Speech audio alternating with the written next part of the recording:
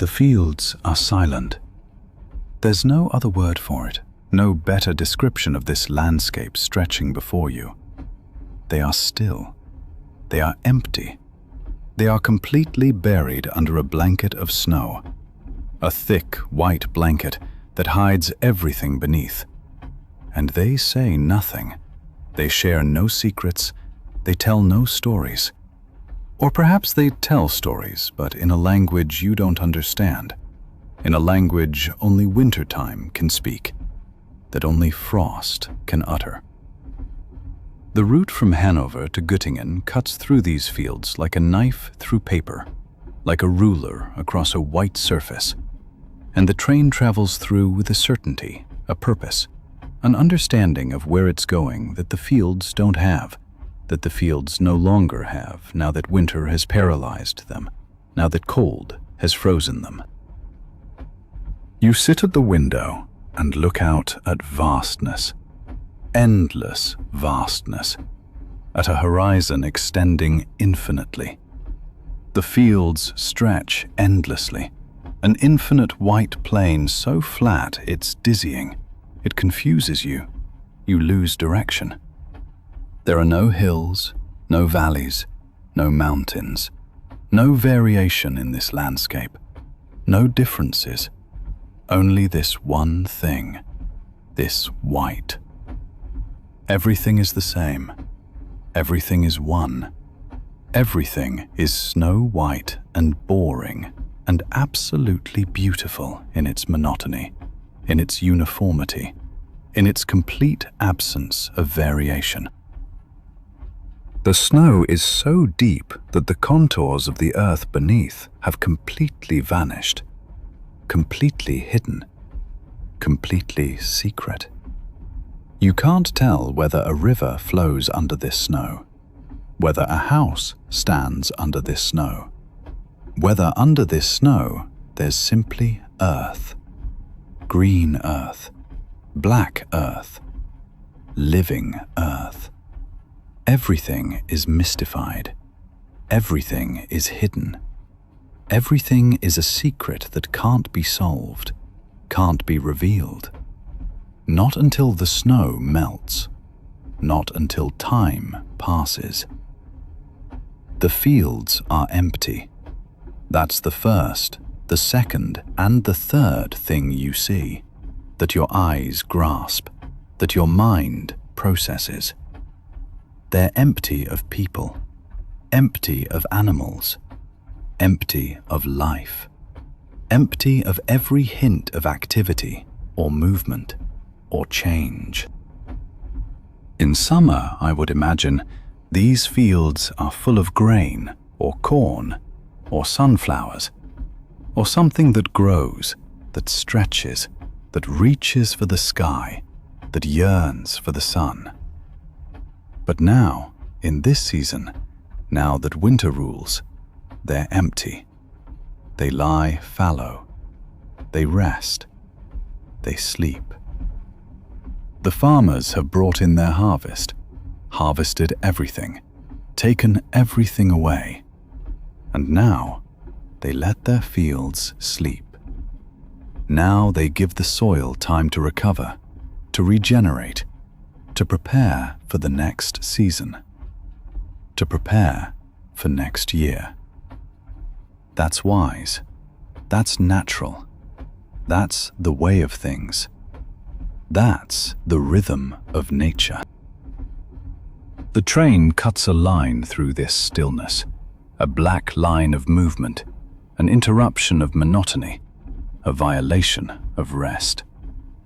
The rails are visible under a thin stripe of snow, two grey lines, two metal rods leading into the distance, in a direction you can't see, because the distance is too far, because the snow devours everything, because the world simply stops existing when it's too far away.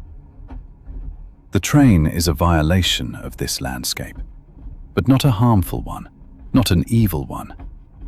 The train is like a tiny acupuncture needle in a gigantic white body, a tiny point of human activity in a realm of nature, a tiny human attempt to tame nature, to control nature, to use nature. Your compartment is now completely still, utterly quiet, soothing in its silence. Your fellow passengers, if there are any, have fallen asleep, or closed their eyes, or are thinking the same thoughts as you, seeing the same fields, dreaming the same dreams. The only sound is the regular rhythm of the train, the clack-clack of the wheels, the creak of the wooden structures, the whisper of the heating, the breathing of the engine. It's not unpleasant, this sound, but rather soothing.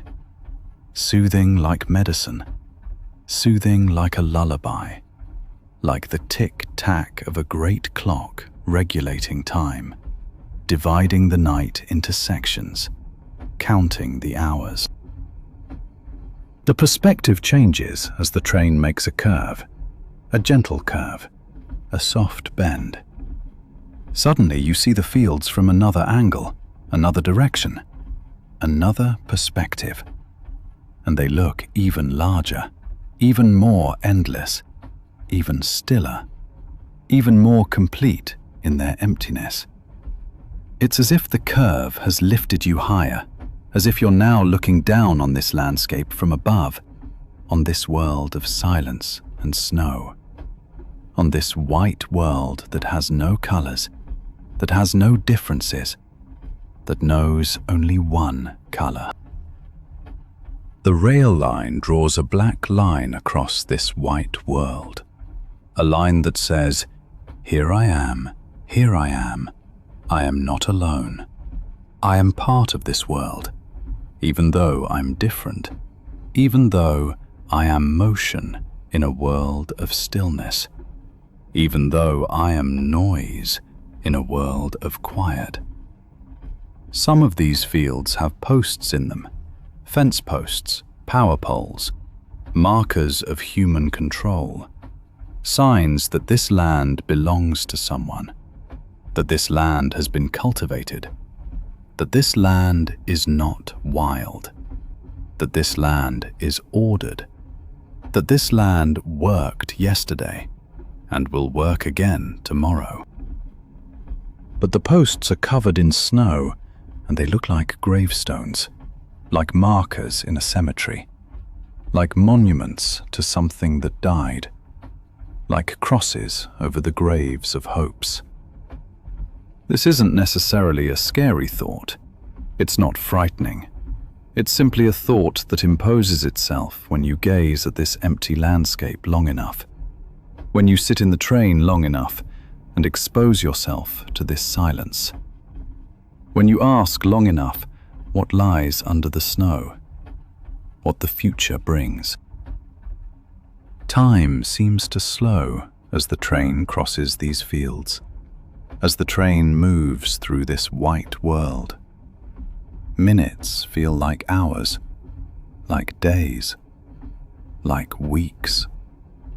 Hours feel as if the train is standing in the same place, not moving forward, but sinking into a hypnotic swamp, mixing with the snow, becoming snow itself.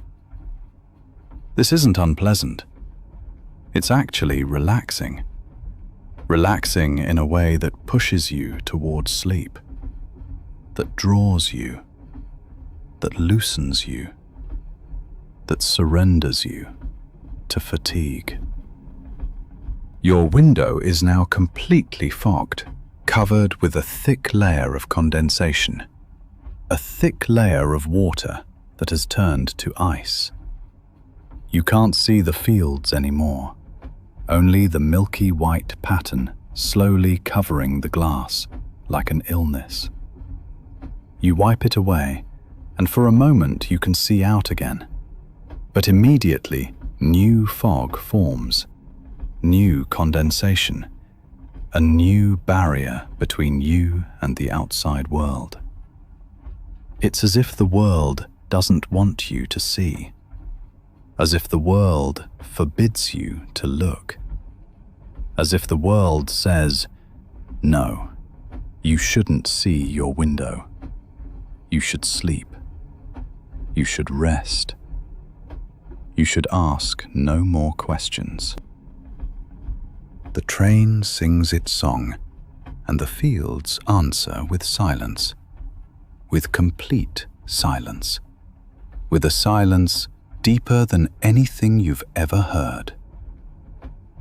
It's a conversation that repeats endlessly, a dialogue between motion and stillness, between life and rest, between the conscious and the unconscious, between day and night. The snow falls lightly, very lightly, tiny crystals, adding a new layer to the blanket, making the fields even whiter, even stiller, even more silent, even more separated from the world. Your eyes grow heavy, heavier, heavy as lead, heavy as stones. You notice your eyelids beginning to tremble, your gaze beginning to blur, the world beginning to shimmer. The fields are no longer sharply defined, but become a white mist, an abstract idea, a concept of emptiness, a concept of nothing. The train carries you forward, kilometer after kilometer, and the fields glide past you, glide behind you, disappear into the past, become memories, become dreams.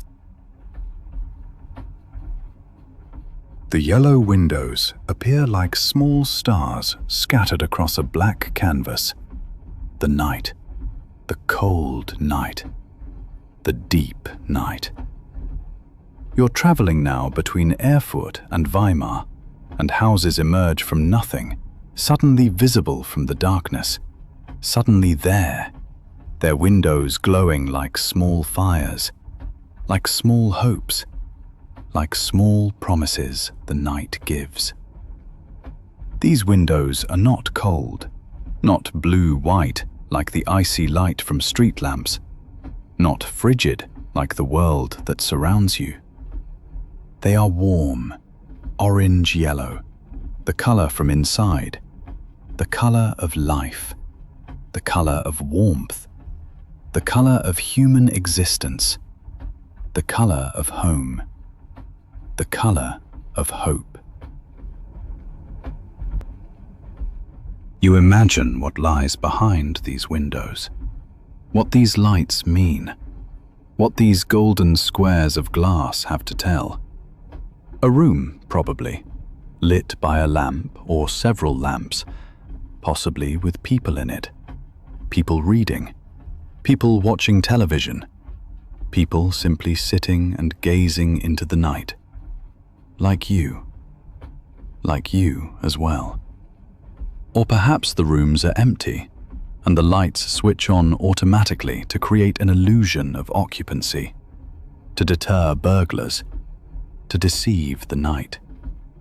But it doesn't matter to you whether the rooms are inhabited, whether there are people or only lights, whether there is life or only the illusion of life.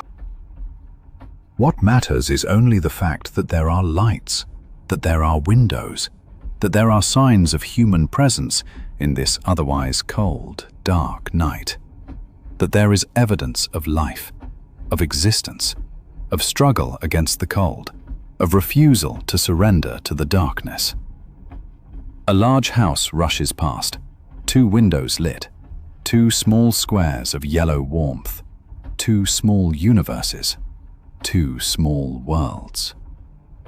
The train is moving faster here, faster than it moved through the valleys, faster than through the fields, faster, as if yearning for home, as if eager to push forward.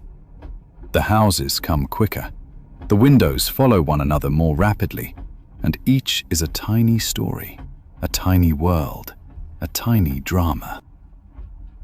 You try to see the details, try to grasp the truths behind the windows, but you can't. It goes too fast. The world flies by like a film running at too high a speed. You see only the outlines, the shapes, the colors of the windows, and that's enough. More than enough. That's all you need. All you can really see. It's as if the train itself is saying, "That's enough. That's everything.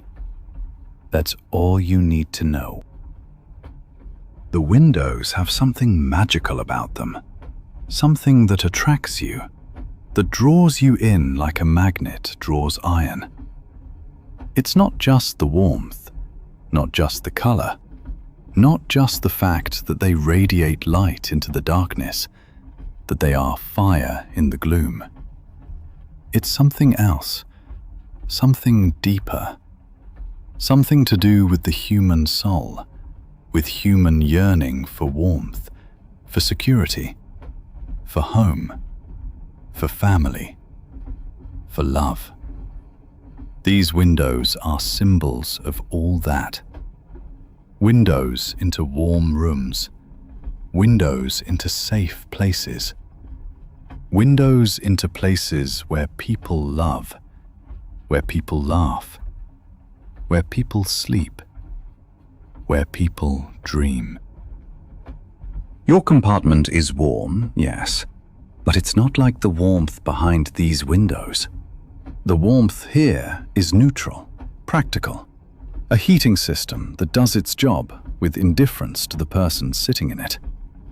But the warmth behind the yellow windows is different. Different in its essence. Human. Filled with life and emotion and history and experience. You like the heating here. You're grateful for the warmth here. But you envy these people in these houses, who are beneath these roofs, surrounded by these walls, wrapped in this warmth. Some windows are covered with curtains or shutters, thick, dark fabrics filtering the light, and light seeps through the edges like blood from a wound, shimmers at the borders like tears, like the light of a candle through dark curtains. Other windows are completely open, completely unobstructed, and you can see shadowy movement behind them. Perhaps people, perhaps furniture, perhaps only the shadow of a lamp, perhaps only your own reflection watching you, following you. You want to stop, want to get out, want to knock on one of these windows and ask, "May I come in? May I share this warmth? May I be part of this world?" But of course you won't. You won't get out. You won't knock. You won't intrude into these warm rooms. You'll sit here and watch these windows slowly disappear behind you. Watch the lights dissolve into darkness. Watch hope transform into memory. A cluster of houses appears, tightly packed, too many. Probably a small village or a suburb of a larger town. A small civilization resisting the night. Suddenly there are many windows, many lights, an entire network of warm rooms, a whole village of people together in the night, struggling together against the cold. The lights form a picture, a constellation, a pattern, a star map that feels familiar to you, though you've never seen these places before. Though this might be your first journey, your last journey, your only journey. It's the pattern of human civilization, the pattern of humanity, the pattern of people living together, warming together, struggling together against the cold, defying the night together. Your window is now completely fogged with ice and condensation, a thick layer of moisture frozen in crystals. You can barely see out. barely see the windows, barely see the hope. You wipe it away with your hand, with your sleeve, with your will, but it immediately fogs over again. It immediately returns. It refuses to show you what you want to see. It's as if the world outside doesn't want you to see it, wants to ignore you, wants to force you to rest, wants to say, sleep, sleep, sleep. But you persist. You don't give up. You wipe away again and again. You look out again and again. You pursue these windows with your eyes, like a hunter pursues prey, like a lover pursues their beloved, like a child pursues their dream. The windows you see are not all the same, are all different, all unique in their way, all unique in their story. Some are large and open, some are small and hidden. Some in modern houses, 20th century houses, houses that look cool and clean. And some are in old houses, 19th century houses, that look warm and rambling. Some windows are decorated with flower boxes, old boxes, though, of course, flowers don't bloom in winter. The boxes are empty or covered with ice, waiting for spring.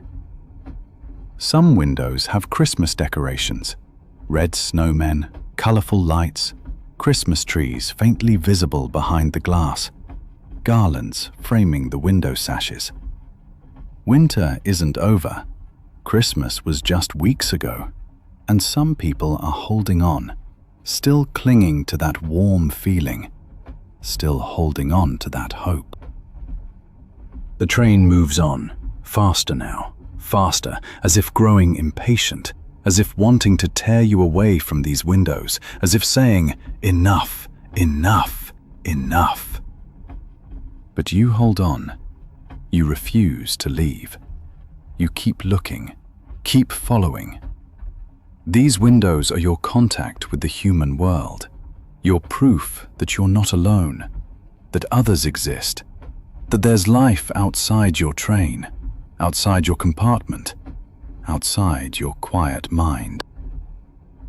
A particularly large window rushes past, and behind it you can see an image that stays with you, that burns itself into your memory, that you'll probably forget tomorrow, but that means everything right now.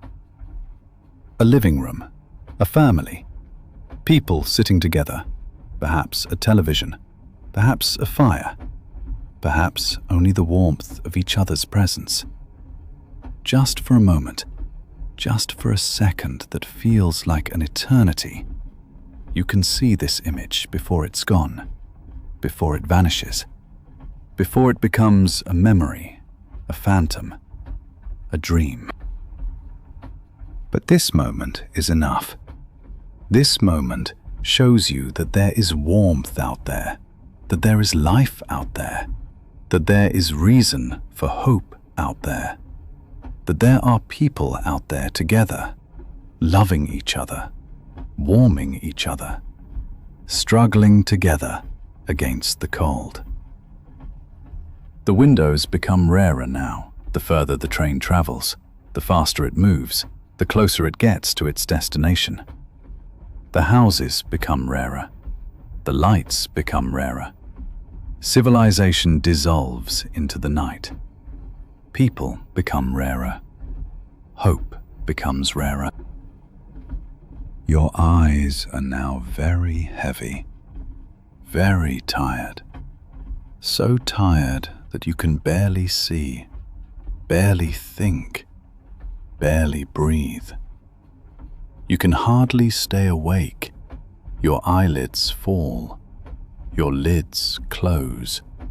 Your thoughts become diffuse. The windows blur before your eyes, become one continuous ribbon of light, as if you're passing lights at very high speed, as if you're dreaming, as if you're already asleep.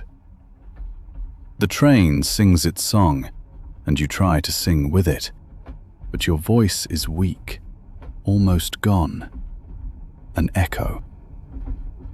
The last windows disappear behind you, disappear into darkness, disappear into the past, and with them goes your readiness to stay awake, your strength, your hope, your last connection to the outside world.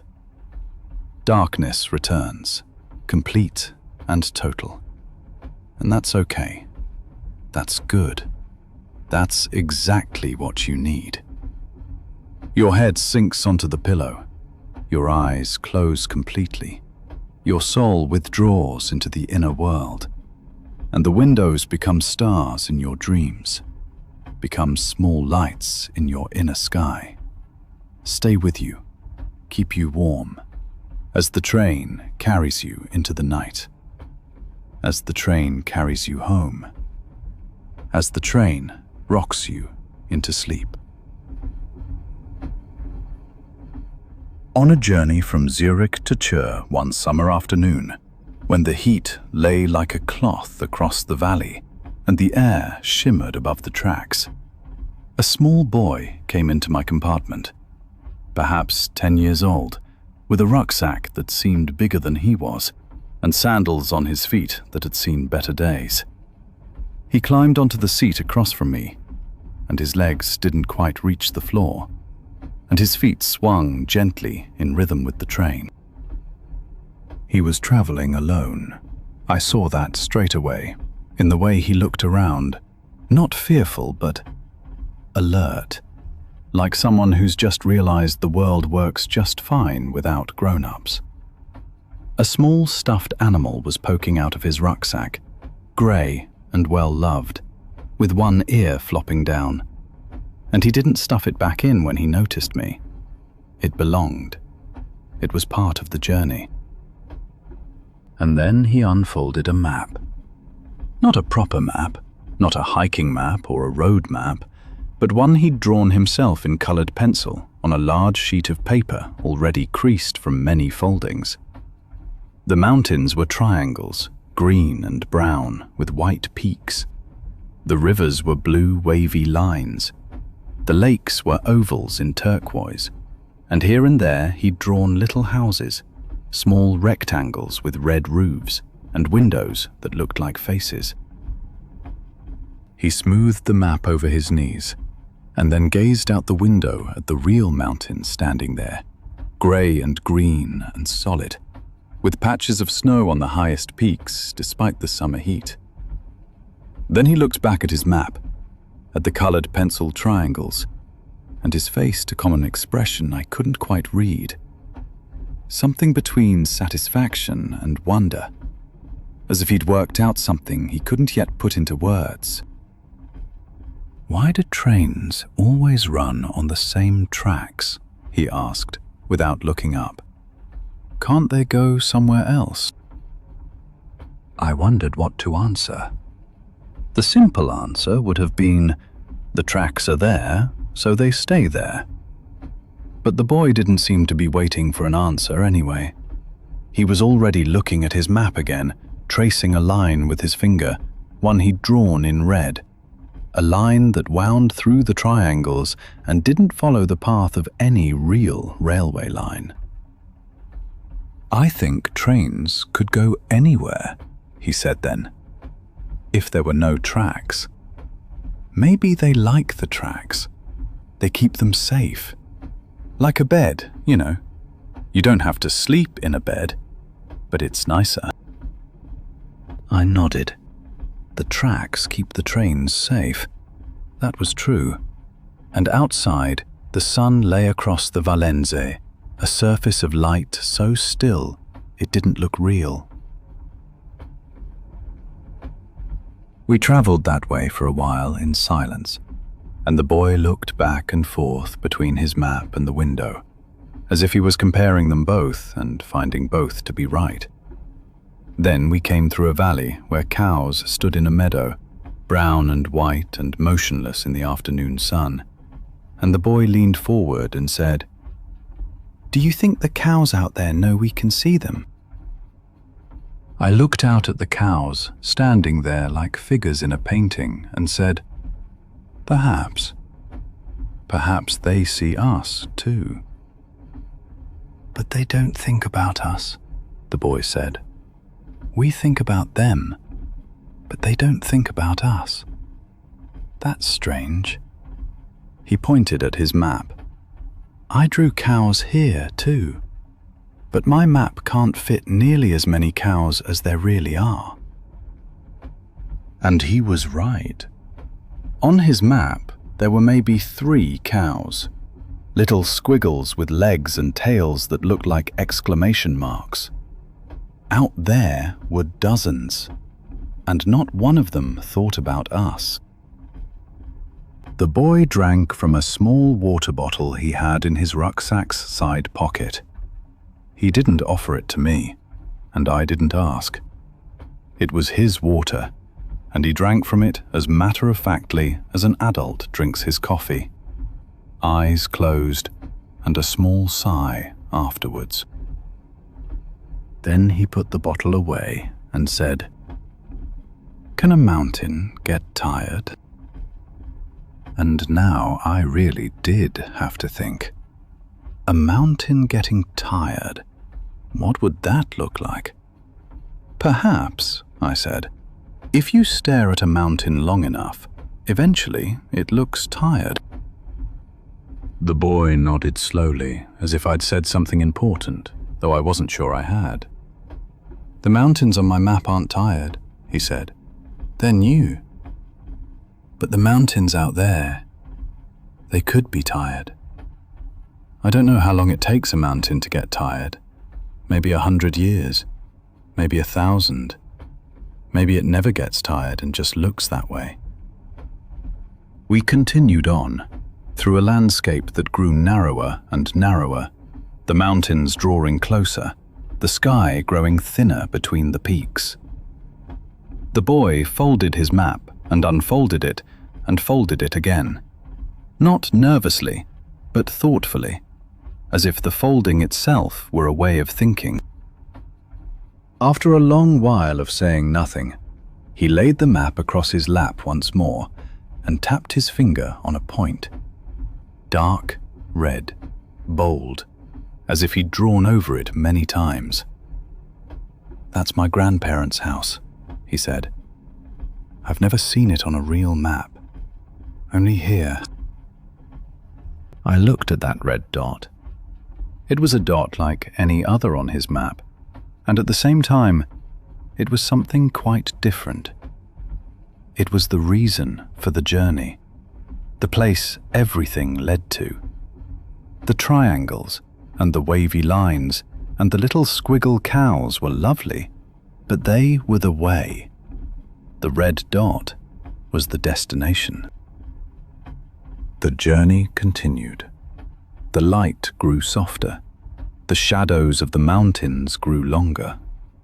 The boy grew quieter. His eyelids grew heavier, and his head tilted slowly to one side, millimeter by millimeter, like a falling leaf. The map lay on his lap, and his finger still rested on the red dot, as if holding it fast, even in sleep. I took my jacket and laid it gently over him so he wouldn't wake. The little stuffed animal still poked from his rucksack with its floppy ear and button eyes, and it looked as if it were sleeping too, along with the boy. And outside, the real mountains rolled past, mountains that might grow tired or might not. And the trains ran on their tracks because the tracks keep them safe. And the cows stood in the fields thinking nothing of us. And a small boy slept, his finger pointing to his grandparents' house. And the sun sank lower, and everything grew still and warm and slow. Imagine you're on a train early on a winter's day, rattling from Poznan toward Bromberg. Outside, fields lie under a fine blanket of snow, and in the windows of passing houses you see the warm orange of lamps fighting the darkness. You lean back, close your eyes for a moment, and when you open them again, there's an older woman beside you, whose hands are work-marked like old leather gloves. Her name is Christina, and for 60 years now she has mended and restored fur coats. In her bag, which seems to be made of the same fur as her work, lie needle and thread, a pair of silver scissors, and samples of different pelts. She tells you that a good fur coat doesn't die. It merely sleeps until someone like her awakens it. You ask what that means, and she smiles while the landscape slides past outside. Her eyes are blue-gray, like settled snow, and when she speaks, her lips move with precision, as if she's told this story 100 times and knows every inflection, every pause. She explains her work like an old medicine. When a coat arrives, and she says almost one comes every day, from women whose grandmothers wore this same coat, she must first examine the fur. Some spots have worn thin, almost transparent to light. Others are so hard and brittle as old bark. She shows you photographs from her workshop, located in an old house just behind the town hall in Poznan, and you see dozens of coats on hooks, each a ghost from a different era. The photos are from yesterday, from the day before, from 3 years ago. The place hasn't changed, she says with a wistful smile. The workshop is timeless, and coats come and go like wandering souls visited one last time before they pass into eternity. Her workshop windows face north, she says, which means the light there is never too strong, too harsh. Fur needs cool, gentle light to prevent fading. In winter, when the sun sinks so low it creeps over the city roofs, the light is almost perfect for her work.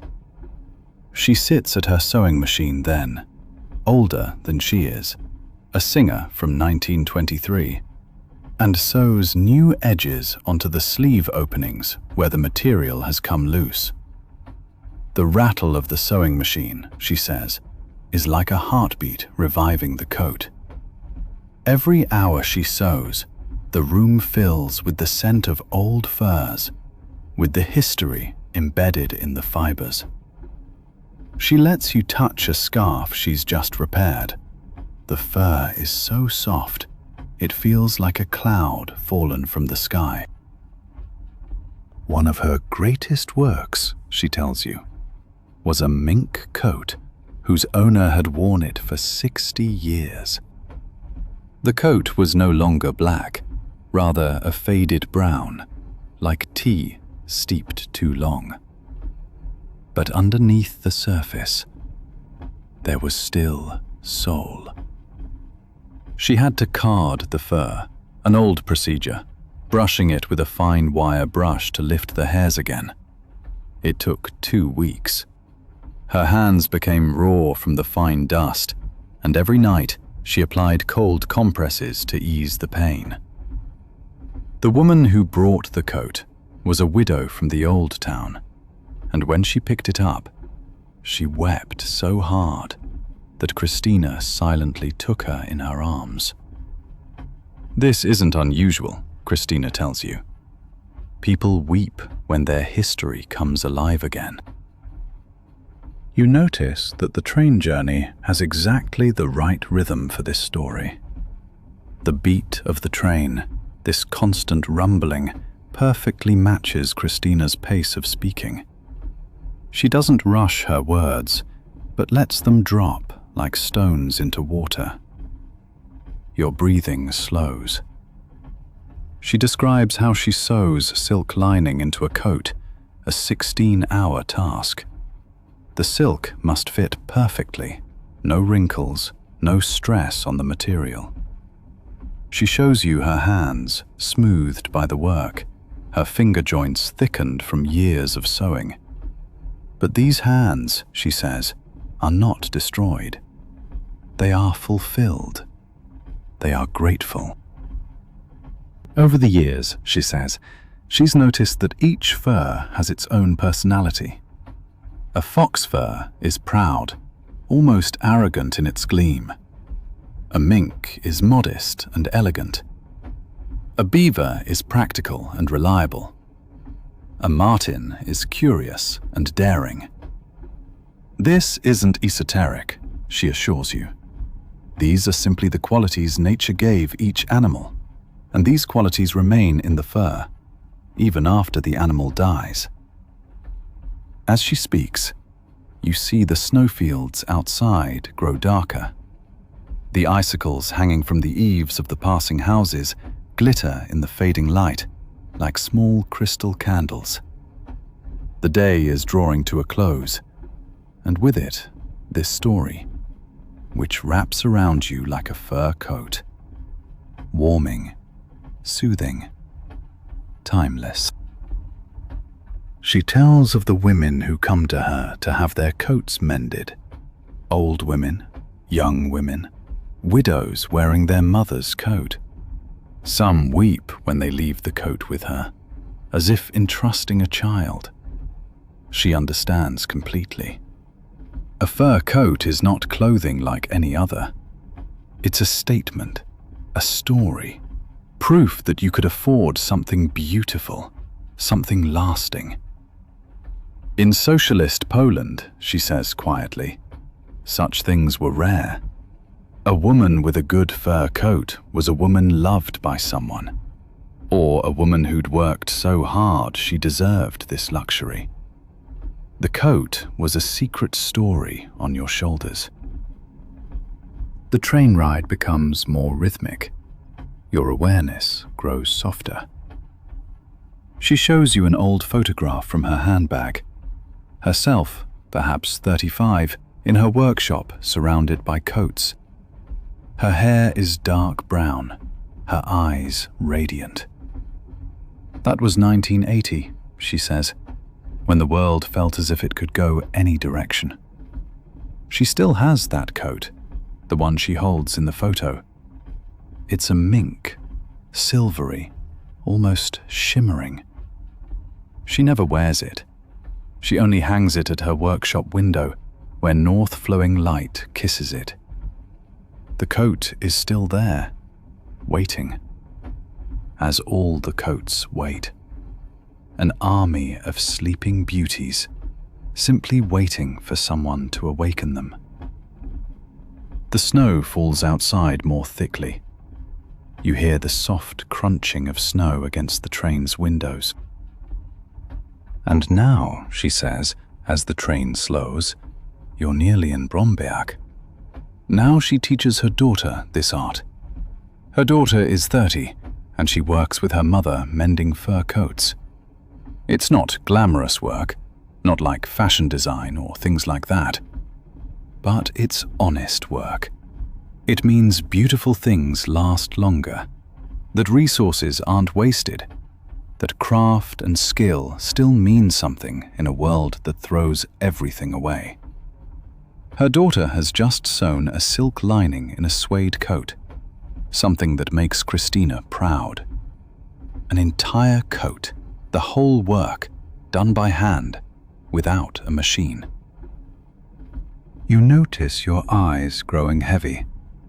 Christina has stopped speaking and is simply looking out at the darkening landscape. Occasionally you see a village, white roofs with red tiles, smoke rising from chimneys. The smell of wood smoke seems to drift through the windows, though that's not possible. Perhaps it's only your imagination. Christina places her hand on yours, very gently, and says, without looking at you, "You should sleep, my friend. Work done by hand, real work. It fills the mind with rest, not fear. Remember this when you wake. Remember that beautiful things don't have to be young to be precious. Some things become more beautiful as they grow old. The train moves through a long, snowy curve, and with its gentle rocking motion, you sink into a sleep that feels like an old fur coat. Warm, safe, protective. The last thing you hear is the soft rattle of the rails and the distant ring of a church bell announcing evening in Bromberg. It's early November, and you're on the train from Cluj to Oradea. The light is golden, the silky warm glow of early autumn not yet ready to leave. Beside you sits a woman with hair as white as snow, turning and twisting a piece of straw in her hands, like a magician playing with a wand. You watch her for a while before she notices you and smiles. A smile like burnt almonds, warm and sweet. Her name is Erzsébet, and she comes from Kalotaszeg, a village in Transylvania so small that if you sneeze, the whole town hears your blessing. She's 66 years old, and her whole life she's braided Christmas stars and crowns from straw. You ask why straw, and she shows you a braided star ornament from her bag. It's so delicate, so intricate, that you can barely believe it's made from straw. The colors are golden and copper red, and it seems to glow from within. She tells you that straw is the wood of poor people. In winter, when wood for heating becomes expensive, farmers bring straw from the fields, and it becomes art in their hands. This isn't new, she says. It's old, ancient.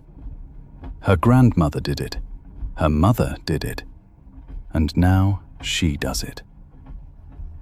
She explains how to choose the right straw. It must come from a special variety of wheat that grows in the hills of Kalotaszeg. The straw from this wheat is gold like old coins and thin as human hair. She must dry it in the sun, in the air, until it has the right consistency, flexible enough to bend, but firm enough to hold its shape. That takes weeks. She shows you her collection of straw bundles wrapped in paper, labeled with dates and origins.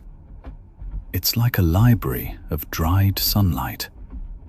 She tells you she keeps straw from this year, from last year, from 3 years ago, because different ages do different things. Old straw is brittle but patient. New straw is wild and alive. A star, she says, consists of 32 strands of straw, each as thin as thread. A single star can take 8 to 10 hours of work.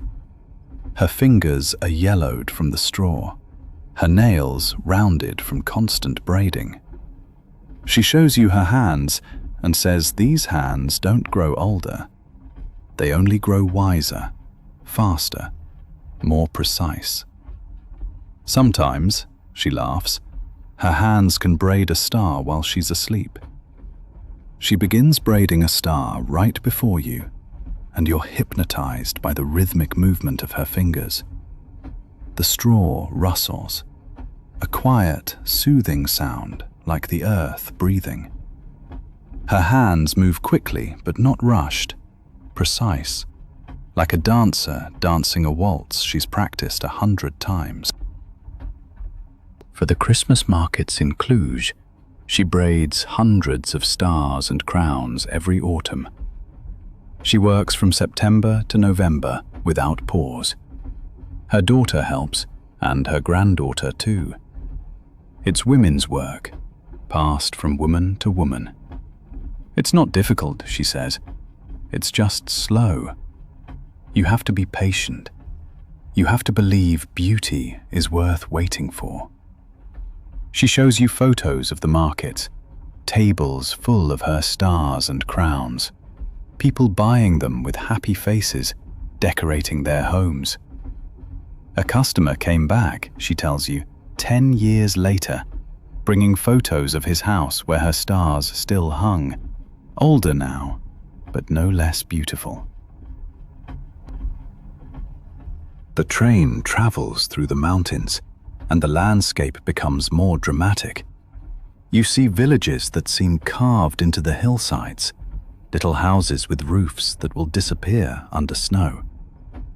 Erzsébet shows you the region on a map in her bag. These tiny villages with their unpronounceable names. She says each village has its own straw braiding tradition, but Kalotaszeg is the heart, the center of this craft in the region. In December, she says, stars are tied to large Advent wreaths, and they decorate churches and people's homes. The Christmas markets in Cluj are famous throughout Eastern Europe, and the stars from Kalotaszeg are the most sought-after objects there. People don't buy them as decoration. They buy them as part of their soul, of spiritual Advent.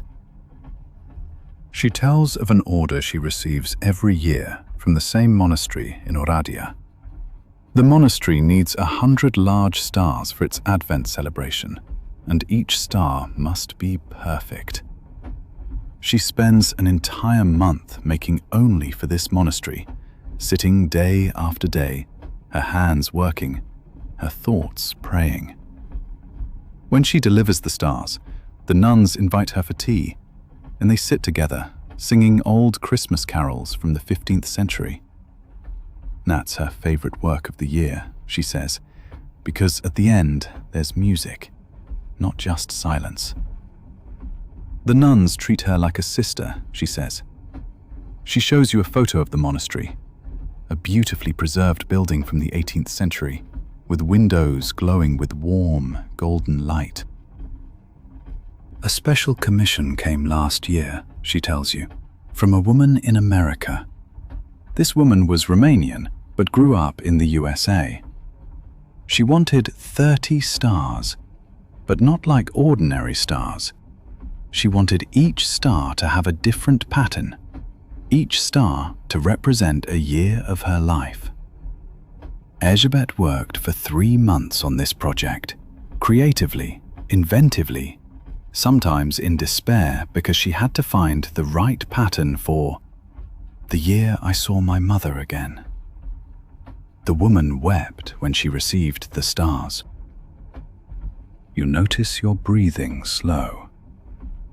Erzsébet continues braiding as she speaks with you, her hands working automatically, as they've worked countless times before. She speaks of the qualities of different straws, how thick straw is rigid, thin straw flexible, how heat transforms straw, how water ruins it. She has a feeling for this the way someone has a feeling for music. She knows what each piece of straw wants, where it will bend. A star, she says when finished, is proof of patience. It's proof that slow craft, old techniques, handmade beauty still natter. In a world that wants everything fast, makes everything fast, throws everything away fast, a braided straw star is proof of the opposite. It says, someone took time for you. Someone wanted you to have something beautiful. She shows you the nearly finished star in her hands. It's so delicate it looks like a dream made of light. The train slows as you approach Oradea. Erzsébet puts the star down and looks out at the increasingly dark mountains. She says she takes this train at least 10 times a year, always with her stars, always on the way to a market or delivery. The train has become her second home. She knows the conductor, the other passengers, every stop. She says the best time to braid is on the train. The rhythm of the rails soothes her hands. She shows you a tiny star, perhaps 5 centimeters across, that she wants to give you. You try to refuse, but she presses it into your hand and says, "Take it. It's for your Christmas. But be careful. It's delicate. It needs loving hands." The star is so light that you're not sure if you're holding it still or if it glows of its own accord. The last thing you see before you fall asleep is Elizabeth braiding another star, her old hands moving in a rhythm older than time itself. The train's windows fog over, and outside the world transforms into snow, and the distant sound of church bells from Kalotaszeg. The star in your hand grows warm from your sleep. It's January, and the train travels from Suffolk to Balaton Furrier, along Lake Balaton. This is Hungary's largest lake, and in winter it becomes a white plain, a frozen world without borders. The sun sits low on the horizon, staining the lake orange and red. Beside you sits a woman with eyes like ice itself, grey, inscrutable, but with a glimmer in them, as if sunlight breaks through. She wears a thick, hand-knitted sweater, and her hands are red from frost. Her name is Heinalka, and she's lived her whole life by Lake Balaton. She's 73 years old, and every winter since she was 16, she's drilled holes in the ice and fished. She shows you her tools, a hand drill of wood and steel, designed so long ago that no one knows exactly when it was invented. The blade is sharp as a razor, and the spindle has been hand-polished until it's smooth as silk. She tells you this drill has been in her hands for 43 years. She inherited it from her father, and before her father had it, the drill was already old. She's carved the names of 3 generations of men into the drill's shaft: her grandfather, her father, and herself. She won't carve her daughter's name there, she says sadly, because her daughter doesn't want to fish. But perhaps her granddaughter will one day. The art of ice fishing, she says, isn't really fishing. It's waiting. It's meditation. You make a hole in the ice, and that can be surprisingly difficult when the ice is more than 60 centimeters thick. And then you sit and wait. You wait for a fish that may or may not come. She describes the drilling process with almost poetic precision. First, you must open the hole with warm water to soften the ice. Then you take the drill and turn it in circles. The drill sinks slowly into the ice, centimeter by centimeter, sometimes taking hours. Your hands must stay warm, but not too warm, because if they're too warm, they become dry and lose their strength. She shows you her wrists. The skin is cracked and dark red from decades of contact with cold water and ice. She shows you photographs of herself at the lake, images from different decades. In a 1975 photo, she's young, laughing, sitting on the ice with a rod in her hands. Beside her lies a large pike on the ice, its scales glinting like jewels. In another photo, from 5 years ago, she's still sitting there, older but no less alive, her eyes as bright as 50 years before. The lake hasn't changed, she says. That's the beauty of the lake. It doesn't change. In summer there are boats. In winter there's ice. It's constant, reliable, divine. She tells you the lake was her doctor when she was young and had a broken heart. The lake told her no words, but it helped her simply by being still. Later, when her wife died, she fished every day in winter to stay in contact with her. She tells of dangerous days when the ice is unreliable. Most people don't venture onto the ice when it's thin, but Hanalka knows the ice like a lover knows their beloved's body. She knows where it's safe, where the ice is deeper, where it grows shallower. She's developed a feeling for it, a sixth sense. She has a stick she throws ahead of her, and if the stick breaks through the ice, you know your body weight would too. It's a cruel method, but it works. Once, she tells you, the ice was too thin. That was 20 years ago. She undressed, keeping only her undergarments and undershirt. She threw her stick, heard the ice crack. She was ready to swim, but the ice held. She crawled forward, centimeter by centimeter, until she felt firmer ground beneath her. She fished that day. An old pike, she says, rewarded her boldness. The fish was as old as she was, grey as stone, wise as a monk. The train moves on, and you see small houses along the lake shore. Hanalka points to one of the huts. That's her fishing house, she says, just 3 minutes walk from Shufok station. She spent the night there hundreds of times, when she'd go out on the ice at dusk and stay until sunrise. The hut has a stove, a small kitchen, a narrow bed. She spent as much time there as in her real house. The lake is her true home, she says. She tells of a great pike she caught in 1987. The fish was huge, perhaps 2 meters long, with teeth like small daggers. She fought with it for 4 hours. Her hands bled from the line, her arms ached, but she didn't give up. A boy playing nearby ran to the police, thinking she was dying. The police came, but didn't intervene. They said it was her battle. When she finally pulled the fish from the hole, it was so heavy she couldn't lift it alone. The boy and a police officer helped her.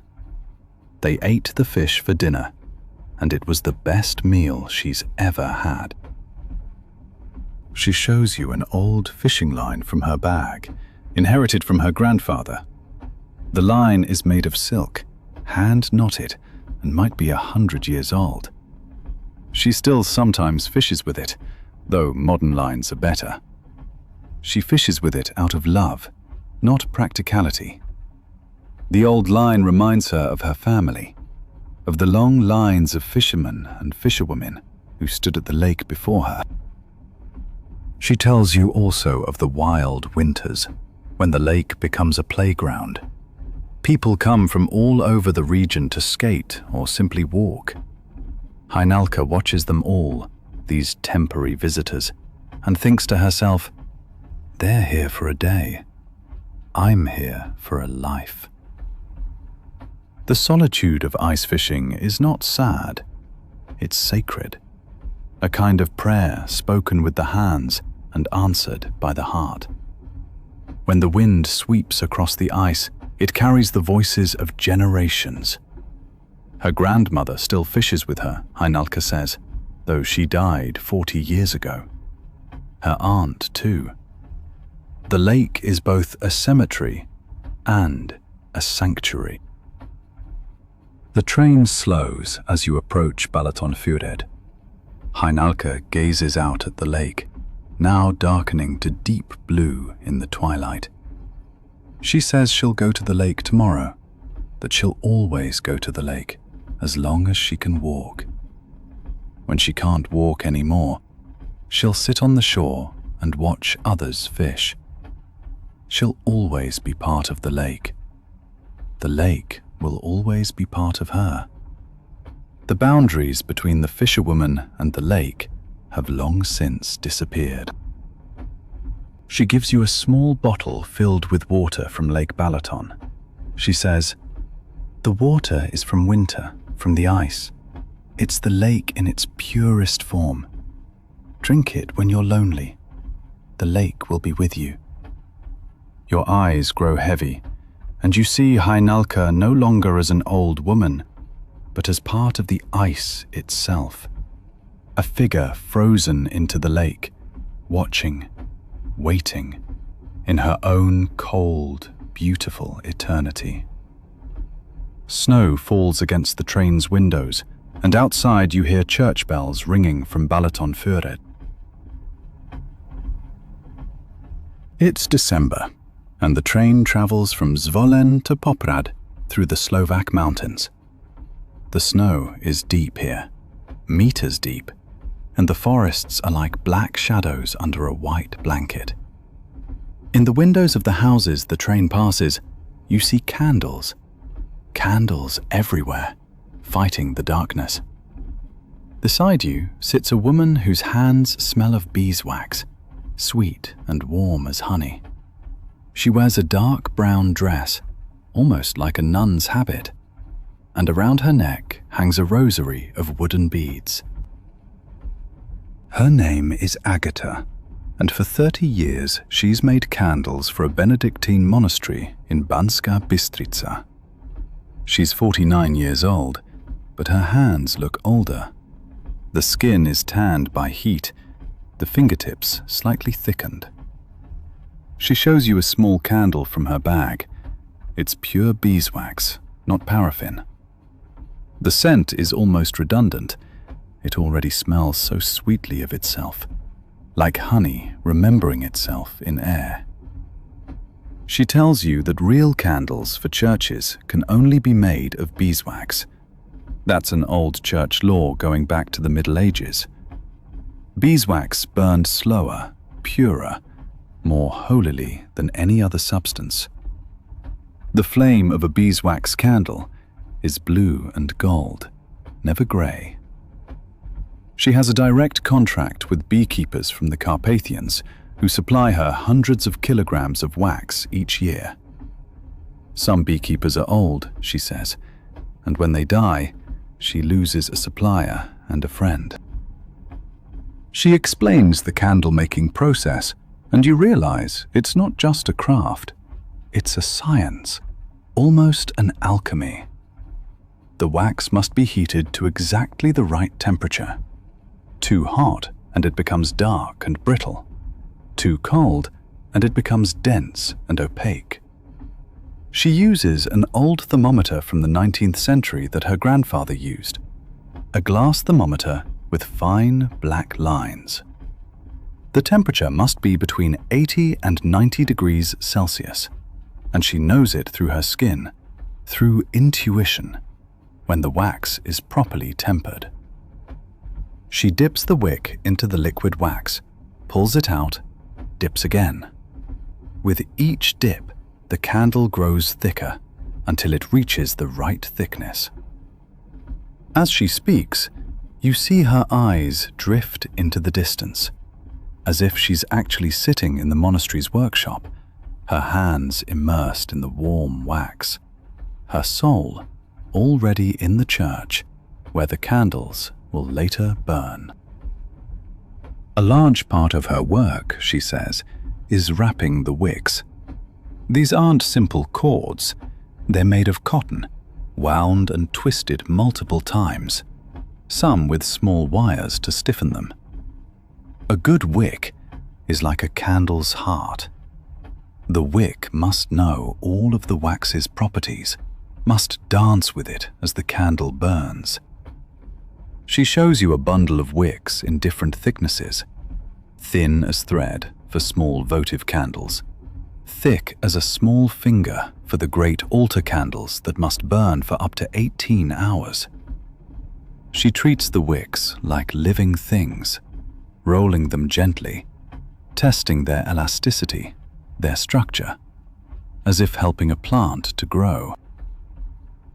The monastery she works for is very old, she tells you, built in the 13th century. The church there is beautiful, with stone columns so thin you'd think they could break, but they're made of hard limestone, held by the same vaults for 800 years. The windows are old glass, some from the original century, and when the sun shines through them, it colors the walls blue and red and green. Every Sunday when Mass begins, the nuns light dozens of candles, and Agatha's candles burn there, spreading their sacred scent, casting their moving light on the faces of believers. She has the privilege of attending Sunday Mass when she delivers candles. She sits in a side aisle and watches her candles burn, sees how they fulfill their task, how the light fills the air, how the scent opens hearts. She tells of special commissions she receives. Once, a bishop from Rome visited the monastery, and the abbess ordered 100 special candles for the ceremony. Agatha worked 3 weeks without stopping. She made candles with special scents: frankincense, myrrh, benzoin. She formed the candles in different heights, all perfectly proportioned, all perfectly symmetrical. When the bishop entered the church and saw 100 candles burning just for him, he wept. The abbess told Agatha about it later. An old woman had wrought the miracle of 100 burning candles, from nothing but beeswax and patience. Her daily ritual in the workshop is ritualistic, she says. She arrives at 5 in the morning, still in darkness, and her first act is lighting a fire in her old stove. She says the fire is a kind of prayer for her. She asks the fire to help her make beautiful candles. She heats the wax slowly, never rushed. While she waits, she sings old hymns she learned from the nuns. The nuns say that her voice and the scent of the wax together make a kind of music, that the song of the candles begins long before the first flame is lit. She shows you photographs from her workshop, shelves full of candles, endless rows of creamy, golden white pillars. In one corner sits a large table covered with piles of wicks, scissors, and old spent candles she'll melt again. Nothing is thrown away, she says.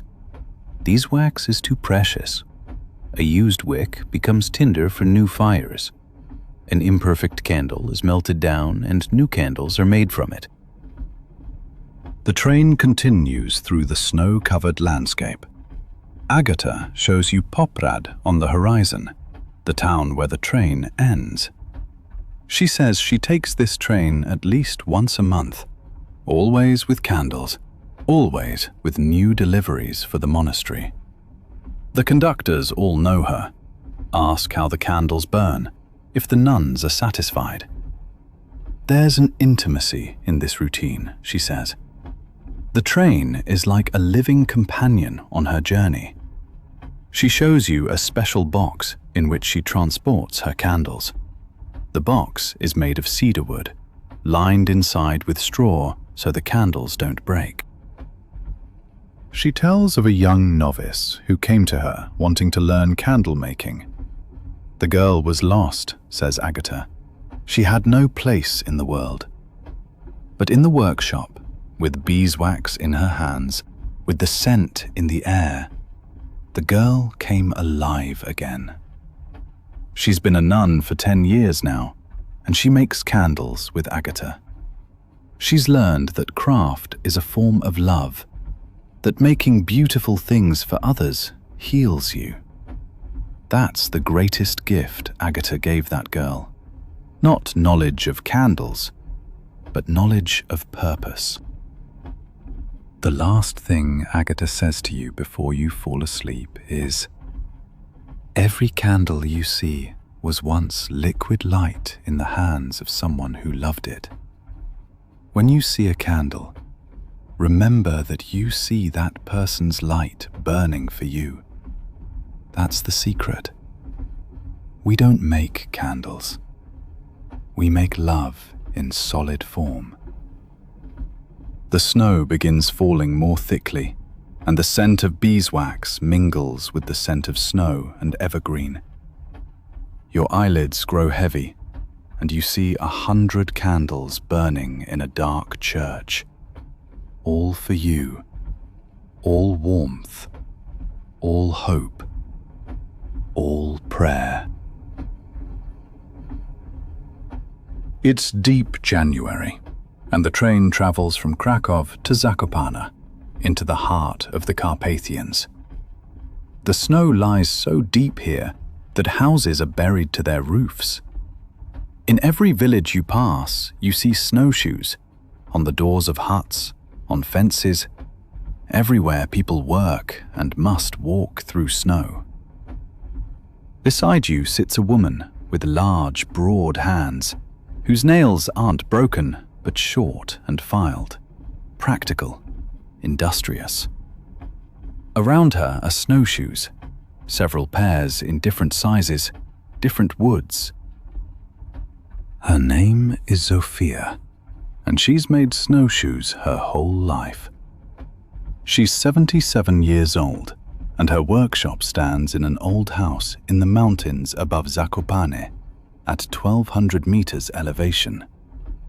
She was born there, lived her whole life there, never left the mountain except for the weekly market in the village. She shows you a pair of snowshoes in her hand. They're made of hazelwood and leather, with interwoven patterns like lace. The wooden frame is arched, elegant, functional, a work of art and a tool at once. She explains that hazel is the best wood for snowshoes. It's hard enough not to break, but flexible enough to dance with the snow. It's the wood her grandfather used, and his grandfather before him. When you walk in snowshoes, she says, you don't walk over the snow, you dance with it. You become one with the mountain. The design of a snowshoe isn't simple, she explains carefully. You need the right length. Too short and your feet sink in. Too long and you trip over yourself. You need the right width. Too wide and you waste energy walking. Your hips hurt after an hour. Too narrow and you sink again. And then the heel. It must have good heel support without squeezing the foot, because squeezing means cutting off blood vessels, toes freezing. She shows you the old templates she uses, paper patterns, hundreds of them, for different shoe sizes, different body types, different kinds of snow. There are different kinds of snow, she explains. Wet snow in spring, dry powder in winter, packed snow in the lowlands. Each kind needs a different shoe. She intuitively knows which template is right for which person. She looks at your legs and feet, and she immediately knows your size. Making snowshoes takes at least 3 to 4 days per pair, she says with proud slowness. The first day she splits the wood from the log, manually shapes the frame, bends it over steam. The wood must be warm and pliable, almost alive, as if breathing. She holds it in this warm, bent shape through a whole night, so the wood remembers its new form, so it doesn't curl back to its original state. On the second day, she sands the edges, makes them smooth, silk smooth. On the third day, she braids the leather webbing between the wooden frames. The leather must be cut by hand, pulled by hand, braided by hand. Hour after hour, her hands working, her mind meditating. It's repetitive, but not monotonous, she says. With every hole she makes, she thinks of the foot that will step into this shoe. She often never meets the buyers, she says, but she makes every shoe for a specific, imaginary person. A young hunter with broad shoulders, an old woman with arthritic ankles, a child learning to walk who must not fall. She tells of an old hunter who came to her, 70 years old, with knees that wouldn't work anymore. His whole life he'd been in the mountains, and now he couldn't walk. She made him a pair of snowshoes with extra foot support, extra stability. She made them light, lighter than she'd ever made, because she wanted this man to walk again, to not give up. The man came back 2 weeks later with tears in his eyes. He'd been in the mountains again. He was a hunter again. That's the best compliment Sophia ever received. The train climbs higher into the mountains, and the landscape becomes wilder, more primal. Snow falls again, large, slow flakes, and the trees are covered in ice, so they look like living crystals. Sophia shows you photographs of her mountain, the house, the workshop, images of her much younger, with snow up to her hips.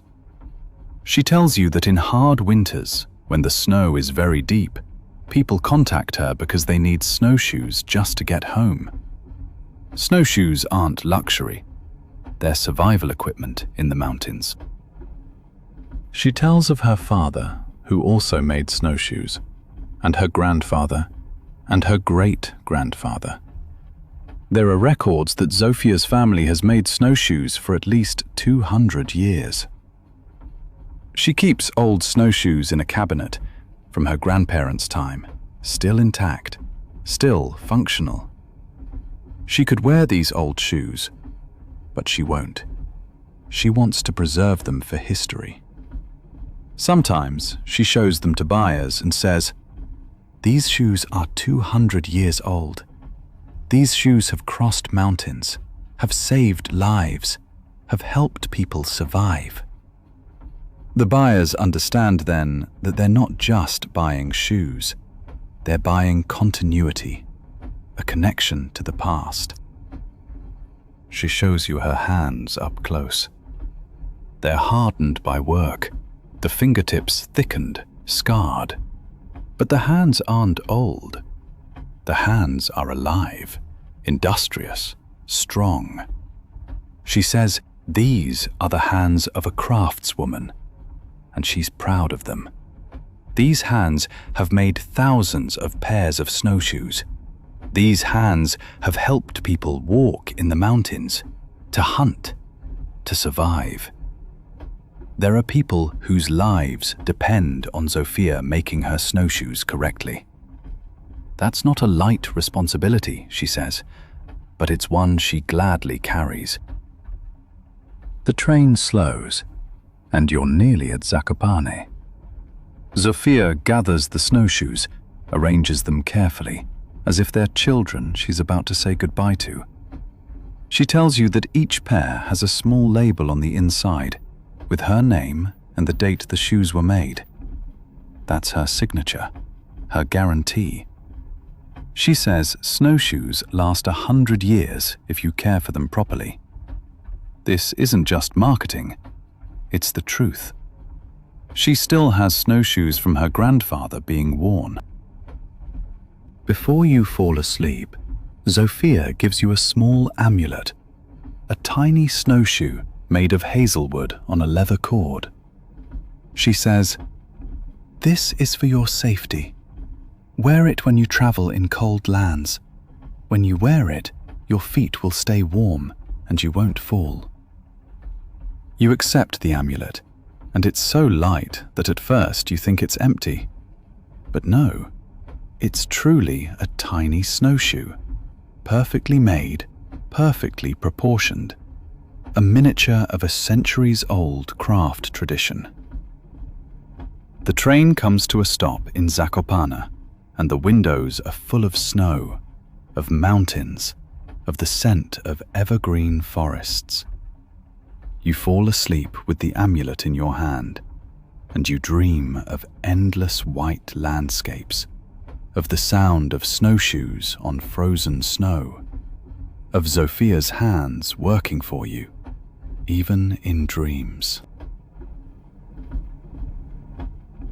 Picture yourself on the train from Verona to Venice, and the sun sinking slowly over those Italian hills.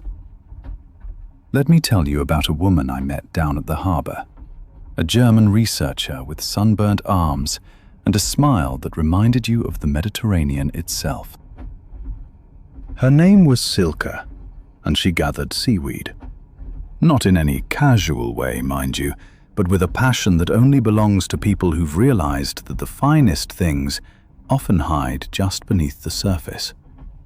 You can imagine her going out each morning, before the heat became crushing, before the midday sun hung over the water like a glowing eye.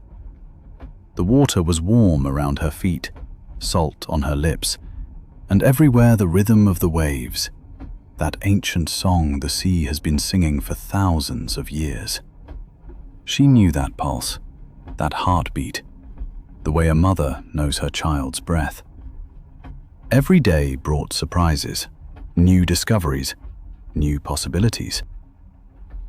She gathered red seaweed, green seaweed, brown seaweed with long fronds that drifted like hair in the salt water.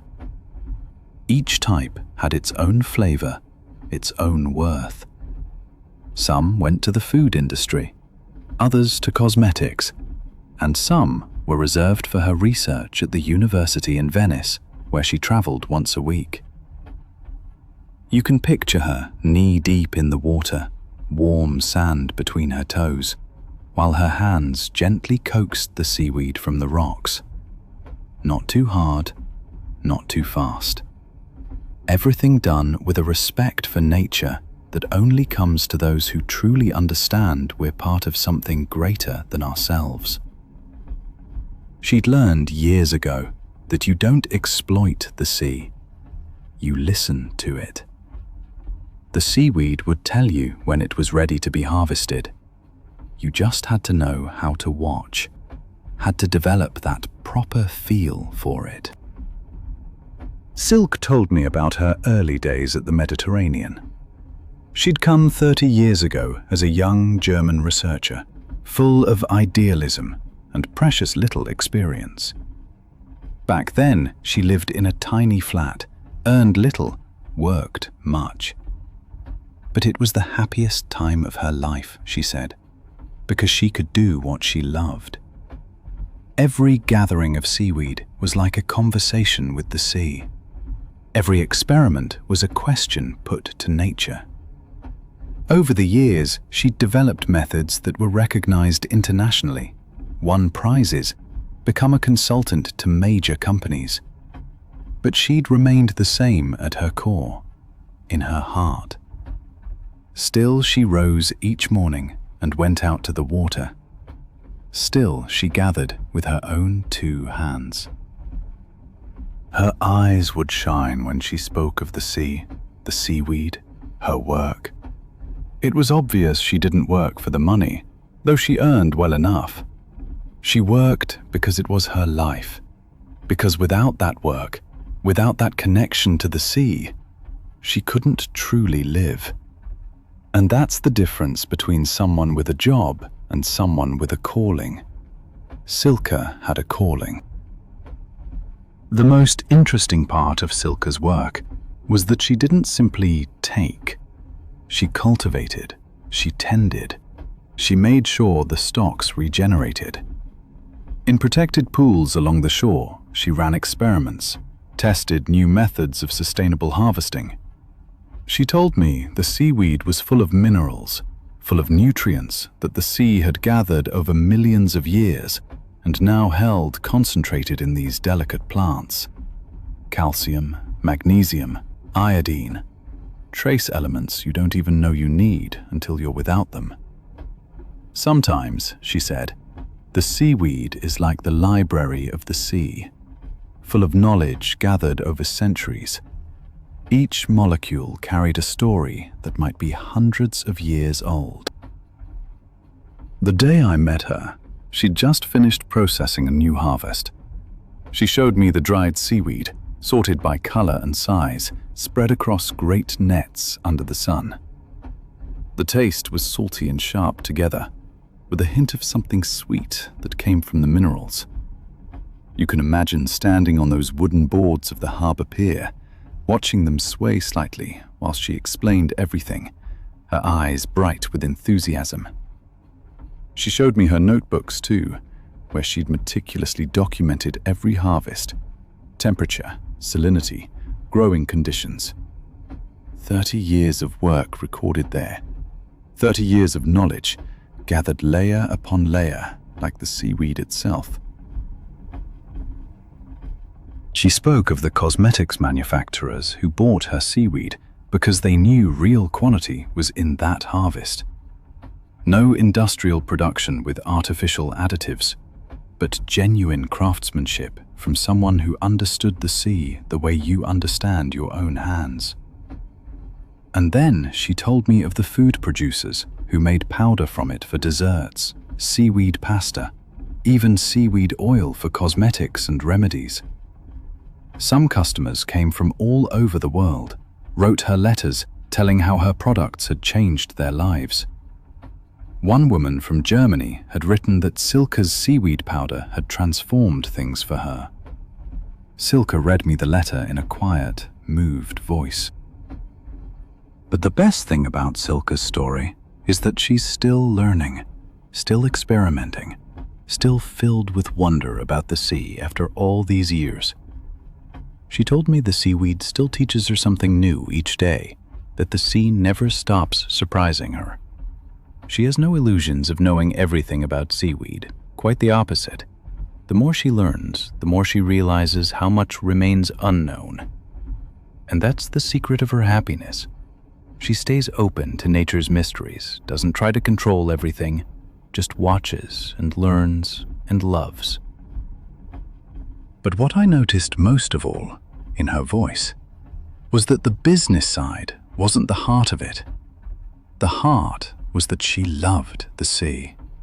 She loved those warm summer days when the sun turned the blue water to liquid gold, when white sails appeared on the horizon and the gulls wheeled overhead in the midday heat, loud and alive. She loved working with the seaweed because it connected her to the sea, to the old history of the coast, to something timeless. Sometimes, she said, when the sun went down and the water turned orange and red, she'd simply stand there and thank the sea. Thanked it for letting her be part of its story, for giving her this gift. And now, as the train moves through the dusk between Verona and Venice, you can picture Silke venturing out again tomorrow into that warm water, gathering her seaweed, honoring the nature that surrounds her. You can imagine that every product born from her work carries a little piece of love for the sea, an echo of the waves that break against the Italian coast. And perhaps you feel warm yourself. Perhaps you feel sand between your toes. Perhaps you smell the salt and hear that ancient roar of the sea in your own ears. There's something special about people like Silke. People who've understood that work done with the hands, work done with patience, work done with love, is a form of meditation. Her life isn't complicated. It's wonderful in its simplicity. Morning comes, the sun rises, the sea waits, the seaweed waits, and Silke gets up and does her work with a full heart. If you asked her, she'd tell you she wouldn't want to be anywhere else in the world. Couldn't imagine any other life. The Mediterranean has become part of her, and she's become part of the sea. She breathes its air, tastes its salt, thinks in its rhythms. And that's enough. That's all you need to be happy. And the landscape outside grew softer. The outlines of trees dissolved, the fields became dark shapes, and the moon sometimes slid its pale light across them. I felt my breathing slow, my heart slow, my whole body sinking down into the warm embrace of the seat, the warm embrace of this train, carrying me without any effort on my part. It was a good feeling, a rare feeling, to be carried, without struggle, simply trusting that the wheels keep turning, that the rails lead somewhere, that morning will come. Let me tell you about a journey from Rijeka to Split, a train line running along the Croatian coast, where the Adriatic is so blue you'd think the water had invented light itself. And there, in that beautiful landscape, I met a woman named Mira, a pearl farmer whose story reads like a fairy tale that somehow became real. Mira worked with black pearls, not the white gleaming pearls you might know, but the dark, mysterious ones that came from a particular type of oyster. You can picture her taking her boats out into the warm Adriatic, the sand warm between her toes when she tended the oyster pools, the rhythmic crash of the waves her constant companion. The sun burned on her shoulders, the air thick with salt smell, so strong and real it tasted like memory. Her family had been in this work for 3 generations, back to her grandmother's time, the woman who first learned how to farm black oysters. She told me her grandmother was her teacher, even though the old woman had been gone for years now. She worked by her grandmother's methods, but improved them with modern knowledge. The black oysters were delicate creatures, needing exactly the right temperature, the right salinity, the right feed. Mira was mother to them, nurse, artist, and scientist all at once.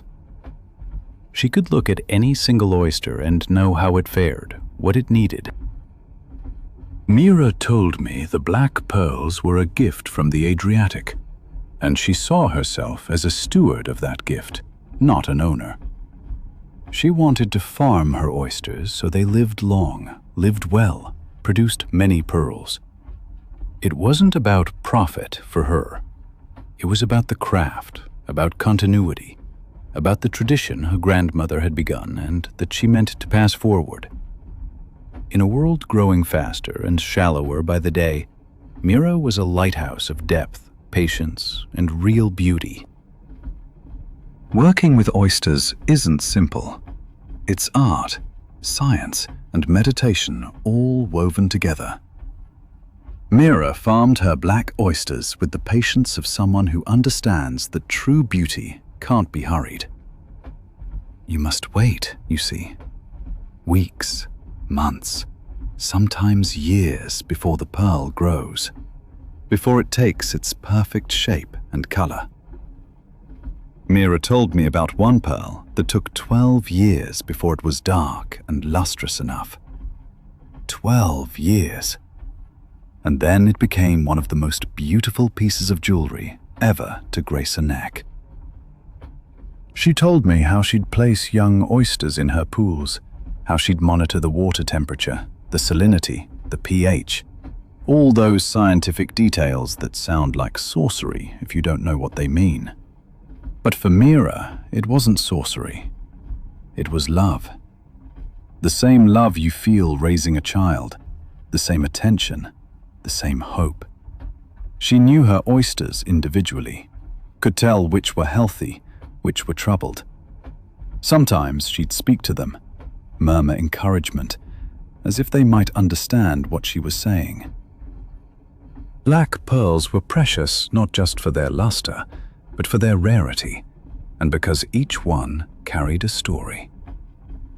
Mira knew her oysters. Can you imagine? She could tell which pool a pearl came from, in which year the oyster had taken the grain, how long it took for the pearl to come full. Some took 8 years to mature, 8 years of care, tending, devotion. When a pearl was finally ready, Mira would hold it to the light and sometimes she'd weep. Not from sadness, but from a deep gratitude that she'd been allowed to create this wonder, that nature had given her this treasure. One day, Mira took me out on one of her patrol runs. The water was warm as bath water, the light so bright and crystalline you could see the structure below. The rocks, the seaweed waving like green fingers from the bottom. White sails were visible on the horizon, old sailboats looking like ghosts from another time.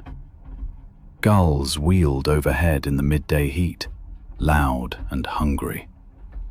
Mira's boat was small but sturdy.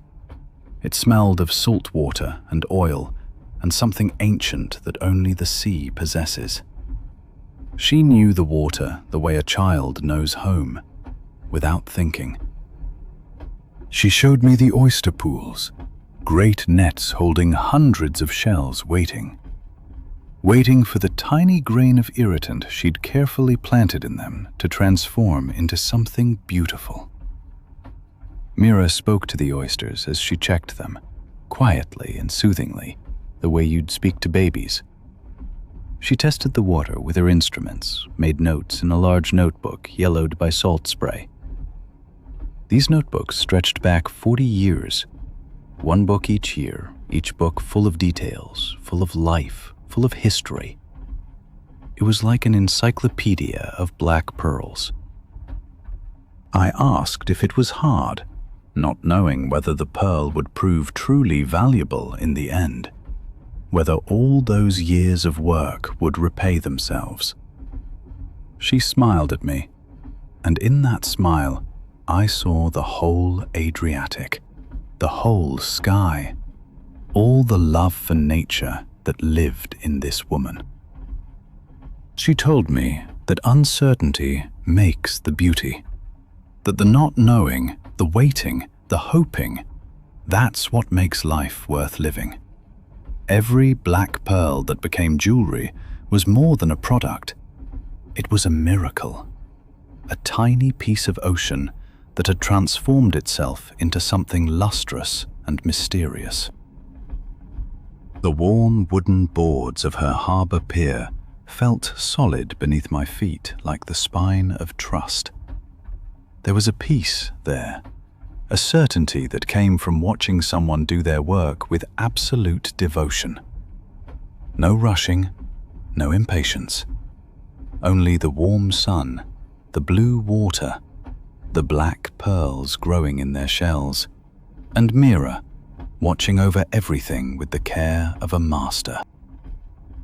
Mira told me that not all oysters produce a pearl. Some reject the grain, some die before the pearl is finished. That's the rhythm of nature, she said. You can't control it. You can only accept what comes. She loses perhaps 15% of her oysters each year. That sounds tragic, but Mira doesn't see tragedy in it. She sees natural law. The oysters that survive, that form their pearls, are the strongest, the most perfect. The black pearls that emerge are precious because so many obstacles were overcome, because life itself flowed through them. She also showed me how the process begins. She'd take a tiny grain from another shell, an irritant, something to vex the oyster, and place it carefully in the open shell. The process was delicate, demanded skill, memory, experience. Then the oyster, over years, would coat this vexing grain with nacre, would transform it, would layer upon layer make it softer, more lustrous, more beautiful, until finally it became a wonderful black pearl. It's an alchemy, Mira said, a transformation of something irritating into something beautiful. And perhaps that's what life does with us too. And now, as the train travels the long stretch from Rijeka to Split, as the Croatian coast slides past you. You can picture Mira setting out again tomorrow, checking her oysters, waiting and trusting and loving. You can imagine that somewhere in the warm Adriatic, a black pearl is growing, a tiny wonder that's been patiently waiting for years to fulfill its destiny.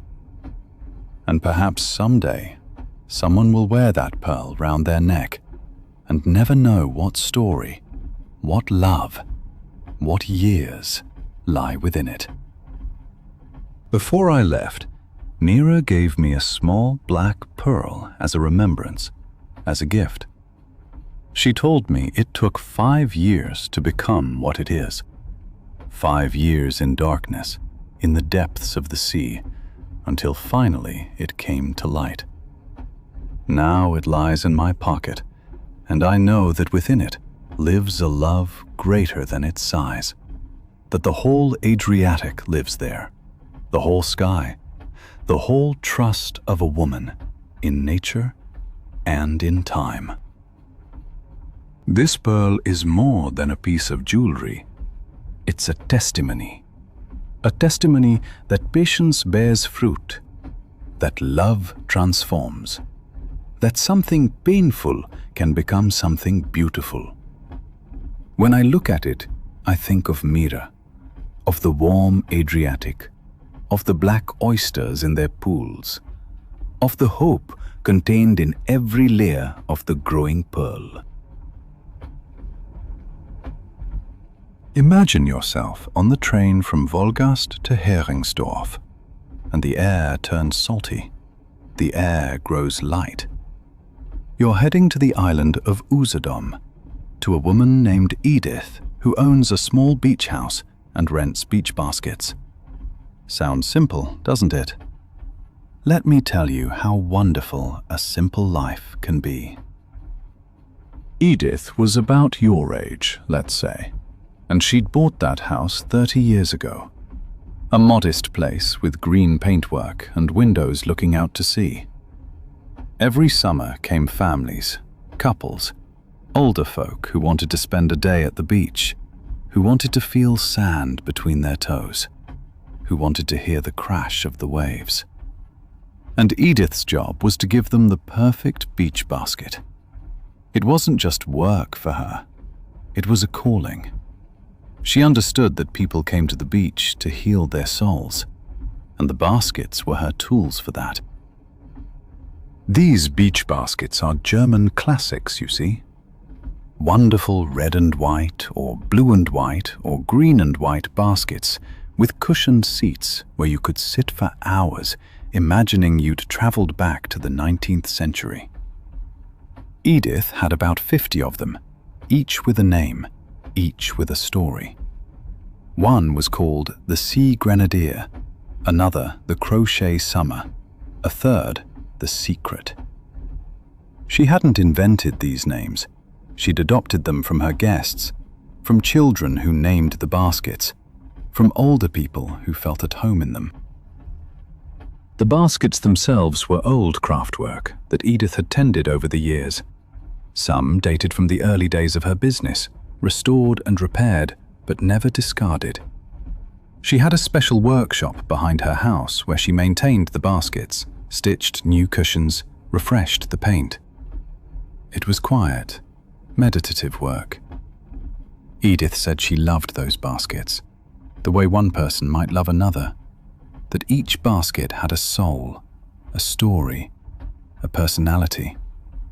Some were better for quiet folk, others suited lively families. She knew her baskets better than her own relatives. She told me how each morning she'd fetch the baskets from her little storage shed, how she'd position them on the warm sand, how she'd plump the cushions, how she'd check everything until it was exactly right. The sand was warm beneath her feet as she moved between the baskets at 8 in the morning, before the sun became brutal. You can picture the salt smell in the air, the gulls already busy searching for breakfast. Edith had a ritual she repeated every morning. She'd stand near the baskets and breathe in deeply, thanking the day, thanking the beach, thanking the sea for being so beautiful again. The summer days in Edith's beach house followed a particular rhythm. 7 o'clock, she was awake. 8 o'clock, the baskets stood on the sand. 9 o'clock, the first guests arrived. They came with towels, with picnic baskets, with children shrieking with excitement. Edith had a gift for knowing which family needed which basket. A family with small children got one near the access point, so the parents could keep watch. An elderly couple got one near the facilities, so the walk wasn't too far. She observed her guests, understood their needs without them asking. It was a gentle kind of clairvoyance that only comes to those who've spent decades listening. On a particularly hot day when I was there, I watched her speak to a young woman who'd come alone. Edith's eyes were gentle. Perhaps she recognized something in that woman, some loneliness, something of the search for healing that brings people to the beach. She gave her a basket in the perfect spot, not too far from other people, but not too close either. A place where you could feel safe. Later, I asked Edith about that woman. She simply said she knew this person needed to be alone, but not abandoned. It was the same with many others. The beach basket wasn't just furniture. It was a kind of therapist. The warm wooden boards of the harbour pier felt familiar beneath my feet as Edith showed me her beach house. It wasn't luxurious, but it was cared for. Everywhere were photographs of former guests, pictures on the walls showing people relaxed in their baskets, children building sandcastles, life having its simple, beautiful moments. Edith also showed me a large notebook where she'd made small notes about her guests. Not names, but memories. "The family with the red windmill came again," she'd written. "The dog slept the whole time." Other notes were from summers long past. It was an archive of happy moments. The notebook stretched back to her first summer, 30 years ago. Some entries made Edith laugh. Others made her cry. She read me a story about a couple who came every year for 15 years, until they moved to Munich. They still sent Edith postcards. What impressed me most was that Edith understood she wasn't renting beach baskets. She was selling contentment. She gave people the space they needed to recharge their souls. On hot days, when the sun turned the blue water to liquid light, when white sails slowly passed on the horizon, when gulls wheeled overhead in the midday heat, when the rhythm of the waves sounded like the heartbeat of the world. In those moments, Edith's beach basket held people. She worked every day in summer, from early June through late August. Sometimes rain came, sometimes it was too cold, but Edith was there, arranging her baskets, looking after her guests, the quiet keeper of these small, happy moments. I asked Edith if she never grew tired of doing the same thing every year, setting up the same baskets, reaching out the same hands. She laughed and told me that every year brought something new. New faces, new stories, new moments of happiness she witnessed. Some guests came year after year, became friends. Others came once in a lifetime and perhaps carried their happiness home in a suitcase full of memories. Edith said that continuity, that year after year, was actually the beauty of it. Not the variety, but the depth that comes from repetition. Edith's life wasn't spectacular. No grand adventures, no world-changing successes, but it was full of depth, of meaning, of the quiet satisfaction of someone who'd lived their life the way they could love it. Every day was a chance to make the world a little more beautiful. Every basket an opportunity to give someone a piece of happiness. And perhaps that's the highest purpose a life can have. Not to be famous, but to be present. Not to create great works, but to make holy the small moments. And now, as the train brings you from Wolgast to Heringsdorf, as the Baltic comes ever closer, you can picture Edith setting out her baskets again tomorrow, welcoming a family, helping a child find their place. You can imagine that every beach basket is a small home for a day, a safe place for dreaming, for resting, for loving. And Edith is the keeper of those dreams. There's something wonderful about a woman who decided not to travel, not to strive, but to stay here, in this small house with her baskets, year after year. She might have had children, might have built a career, might have traveled the world. But she chose this simple life, this closeness to nature, this daily meeting with other people's happiness. And perhaps that's a deeper wealth than all the travels in the world could ever give. Edith's secret is that she doesn't try to do great things. She simply tries to be present every day, to observe, to listen, to give. And from this quiet presence, from this focus on the small and simple, something deep emerges. Something meaningful. Every beach basket becomes a work of art. Every guest becomes a relationship. Every summer becomes a memory that lasts forever in the hearts of those who know her.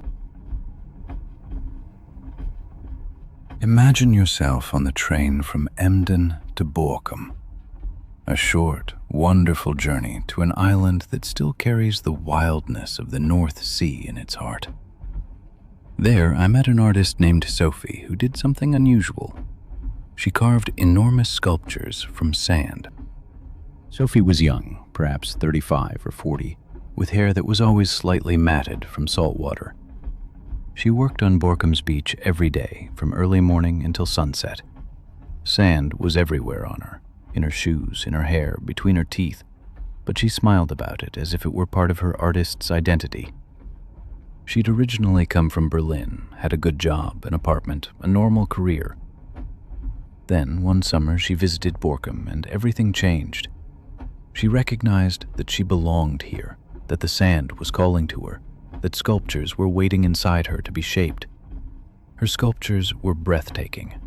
The day I visited, she was working on a figure 10 meters high that looked like a transformation artist, arms pointing to the sky, a face carved from the sand with every line and emotion perfectly captured.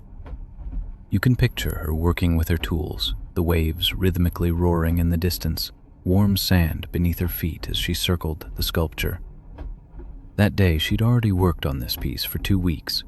She told me she'd need at least 4 more weeks, perhaps 5. And then, after all that time, the sea would take it back, the wind and tides would transform it, and it would dissolve into sand again. That wasn't tragic, Sophie said.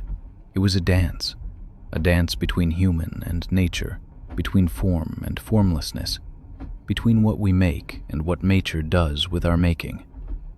The most interesting thing about Sophie's work was that everything was temporary. These beautiful, enormous artworks she spent weeks on would be destroyed in a few months by the tides, rain, and wind. She knew that. Every artwork was a dialogue with time, a prayer to impermanence. There was no vanity there, no hope for immortality. Sophie understood something many artists never grasp, that forgetting is part of beauty, that the fleeting nature of things makes them precious. She told me that was the beauty of it. People who saw her sculptures didn't regard them as something eternal. They saw them for what they were, a moment, a gift, an encounter with beauty that wouldn't last. That made every sculpture more precious because it was fleeting. Sophie worked with simple tools, a large brush to bring water to the sand, a wooden frame to carve the rough forms, smaller tools of metal and wood to create the details. Her hands were strong and sun-browned, her nails short and practical. These were the hands of a craftswoman, an artist intimate with her materials. She could feel the weight of the sand in her hands, could recognize the right moisture by touch before she even used the tools. Her eyes knew every angle, every curve she wanted to shape. On that hot summer day as I watched her work, the sun was cruel and beautiful. The blue water of the North Sea sparkled like liquid sky, white sails visible on the horizon, gliding slowly past as if the boats had all the time in the world. Gulls wheeled in the midday heat, their cries mixing with the crash of the waves. The warm wooden boards of the harbor pier beneath my feet felt like an anchor point in the world. Sophie worked with concentration, almost meditation. She took long pauses to observe her work, to watch how the light fell on the sculpture, how the shadows emphasized the contours. She told me sand was a living material, that it changed with temperature, that moisture affected everything. To create good sculptures, you had to understand the language of sand. Some days it was too dry to work. Some days the sun was too hot and the surface became hard as concrete. Sophie had to dance with the rhythm of the island, not fight against it. A family passed while I was there, children who stopped in wonder when they saw the massive figure. Their eyes grew wide. A little girl asked how long the sculpture would stay there. Sophie sat down at eye level with the child and patiently explained that nature would change everything, that the sculpture would one day simply be gone, swallowed by the sea, by time. The girl didn't seem sad about that, but rather relieved. Sophie told her that didn't mean the sculpture was unimportant. It just meant it was special. The special things are always brief. That's life's secret. The girl nodded, as if understanding something deep about the world. And Sophie smiled, knowing that child had learned something more important than any school lesson. She'd understood that beauty doesn't need to last forever to be real beauty. Sophie also showed me photographs of her earlier works. In the pictures, I could see how she'd grown over the years, how her skills had refined, how she'd become bolder in her designs. Some sculptures were abstract, others figurative. Some told stories from Norse mythology, others were pure dreams in sand. There was a series from her first year showing how clumsy she'd still been, how bold and fresh. Later, she became more technical, more assured, but also less surprising. Then, at some point, she found her way back to that freshness, that boldness, but now with 10 years of experience behind it. Sophie asked me if I knew that life is actually the same as her sculptures, that we all create something every day with our lives, with our choices, with our dreams, and that artwork we shape every day ends up disappearing when we die. But that doesn't mean it's meaningless. It means it's sacred because it's fleeting. Impermanence isn't the opposite of meaning. It's the heart of it. She also told me about the moments when a sculpture starts to crumble, when the sea first really works on it, when wind erodes the first edges. Many artists would despair, would try to save it, but Sophie watched this process with a kind of awe. She saw how nature and her art worked together, how the original plan transformed into new, unexpected forms. Sometimes, when the sculpture was half destroyed, the result was even more beautiful than at the start, because nature had left her mark, her signature, added her art. And now, as the train brings you from Emden to Borkum, as the island grows larger, as the North Sea calls its rough voice to you, you can picture Sophie standing on the beach again tomorrow, beginning a new sculpture, burying her hands in sand, creating something beautiful from something meant to last only a moment. You can imagine there are people who understand that not everything needs to be eternal to be valuable, that the most fleeting things sometimes teach the most. Sophie's work is a quiet rebellion against our culture of permanence, against our fear of forgetting, against our obsession with the lasting. She tells us, with every sculpture, with every artwork she creates and that disappears again, that life itself is an artwork that emerges and fades every moment. And if you understand that, if you take that into your heart, then every moment becomes more precious, then every encounter becomes more sacred, then your own life becomes a sand sculpture, beautiful precisely because it isn't eternal. As Sophie said goodbye to me, the important thing isn't what we leave behind, but how we're present while we're here. The sculptures are just metaphors for how we all exist. We're all fleeting, but that doesn't make us less valuable. It makes us more valuable because we know time is limited. That's how Sophie lives every day, like a sand sculpture, beautiful, fleeting, full of meaning.